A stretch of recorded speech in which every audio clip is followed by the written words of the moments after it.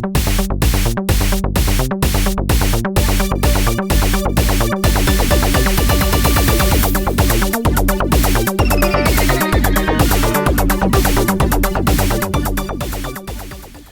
to Beyond the Beef, where we not only talk about business problems, we talk about business solutions. So James. Yes, Bob. What do you want to beef about today? We talked about it on one of the earlier episodes. I don't think we've covered it yet, but I hear it all over the place, which is, and see it for that matter, which is company silos. Silos, yeah. Silos. We and did say organizations, we're going to get that one, yeah. And organizations really having an issue of people and companies, really. I mean, it's not always done at the employee level, working in silos.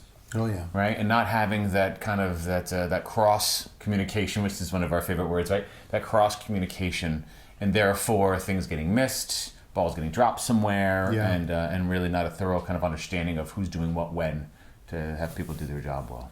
So I'm going to throw out an opinion that might not be common, Okay.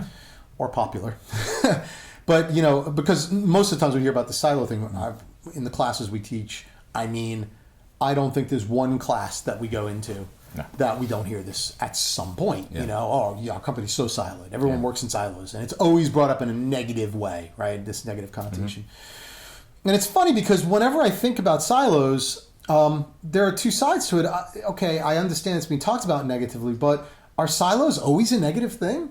Like, I think about, what is a silo, in fact? It's a way to keep things in one spot, Sure.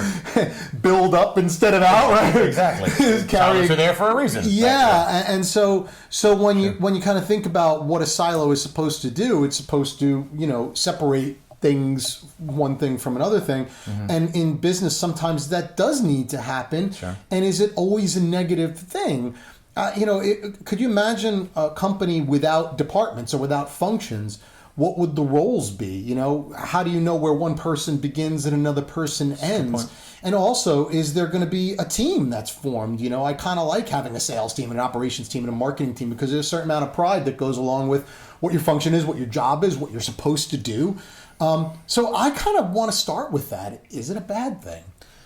It's funny because as soon as we started talking about that, I remember another comment that was brought up, which was somebody said, "How come people don't stay in their lanes?" Yeah. Right? Yeah. Which is really like they wanted more silos. They wanted more silos to stay in their lanes. And I think really what we're talking about here is, a mix between, a balance between having clear roles and responsibilities of what you should be doing in your job, in your role, and also making sure that you're communicating with other areas of the organization to understand what those pieces are. And honestly, one of the biggest roles where I feel this is most important really is looking at a product management role, just to say it, right? Yeah. Because you've got to know a little bit about all these other areas. And if you're not understanding where all these other areas are coming from and tying that big knot around and really making sure that everything is working well, then you're not going to be able to do your job well. Yeah. So it's a matter of really, staying in your lane with your responsibilities, having clear roles and responsibilities, but also understanding where some of those other areas are, what they're working on, and just understanding that, not necessarily doing their job. I think that's right. And, that's why I think this whole connotation of silos, right. I think we're picking on the wrong thing. Silos by themselves could be a good thing. It's in the silos not working together, the silos not communicating. I come from manufacturing, and in manufacturing, sometimes you have silos of different materials, and you decide when you're going to mix those materials to make certain compounds or certain things that you want to manufacture. And it's that controlled kind of communicating, if you will, among those silos to create something as an output that I think is the important piece. So maybe we shouldn't be blaming the silo. Maybe what we should be doing is talking about how do those silos work together? How do those silos function together to make whatever it is that you're trying to make, right? Yeah, I think that makes the most sense. Again, I hate to oversimplify it, but it does come down to knowing your role, staying in your lane, but understanding what's going on in all these other silos too, right? Yeah. And knowing what the silos contain, together. right? Exactly. And to make the proper mixture in the end to come out with a great product. I was going to mix garbage. Right, exactly. Otherwise, you're just throwing stuff What's together. What's that? Right. Because individual parts mean nothing. Put it together is when you come to that end product that really makes sense. I think that's right. So, how do we change this? I mean, how do we actually get people to think about the concept of silos differently, so that silos aren't bad, but actually it's how they interact and how they function. What do you think? Any suggestions? I think the first thing is, there could be a lot of different reasons why they're thinking about them this way. What's in their silo may not be clear. Yep. Let's start there, right? What is that job and that role in that silo may not be clear to people, so they may be, they may not have all those ingredients that's going on there for there to be clarity to know that I've got to do all of this, and then if they're doing all of these, it's okay that we're working this way. And they may not know what's in everybody else's to be able to work together as a whole. So understanding your roles and responsibilities, having a clear picture of what it is that you need to do to be successful in your role is, I think, the first step to make sure that that works out better. So role clarity, function, understanding. Absolutely. That. I'm going to throw something else out there too, which has to do with the leader of the silo. Right? Sure. Because I think a lot of times the reason that silos have negative connotations is because the leaders become protective. Which, by the way, again, is a function of a silo. There is a certain amount of protectionism that has to happen, and that's not terrible in all cases. But when the leader protects their silo at all costs, maybe against the better good of the company, sure. I think that's another place where silos get a bad name. When we say, this is my silo, and the only thing that matters is our goals and how we perform, and it doesn't matter how this silo functions in the bigger picture.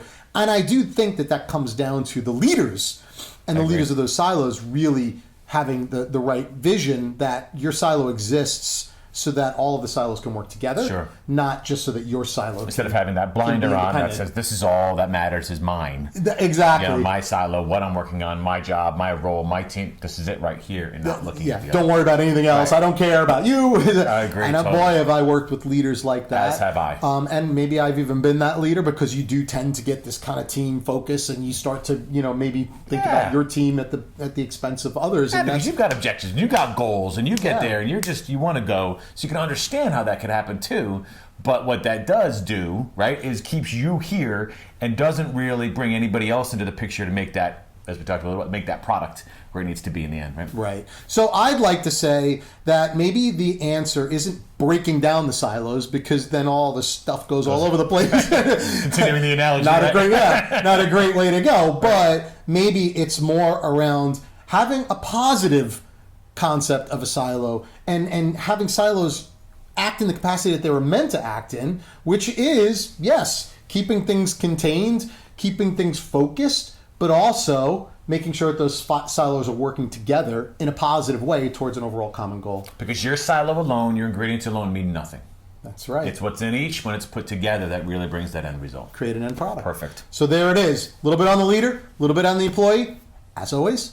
So that's this episode. Yeah. Anything else we want to add? We're good. No, I think we're good. I think we're good too. So we will see you next time here on Beyond the Beef. Again, if you have a problem, a beef, something you want to talk about with a company or business in general, please leave it in the comments below. We'll try and address it on a future episode.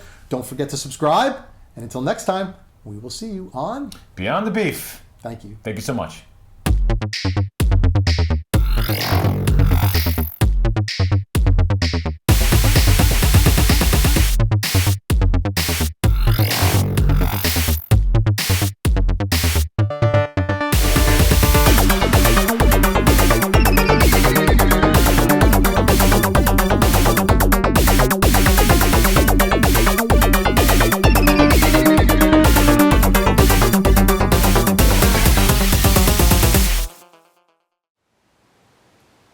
She was asleep.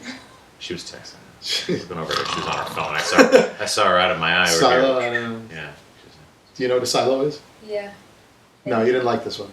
Yeah, it was alright. She wasn't listening. It was boring. I mean, the topic was boring. Topic's boring. We'll just have to see. I think you were boring.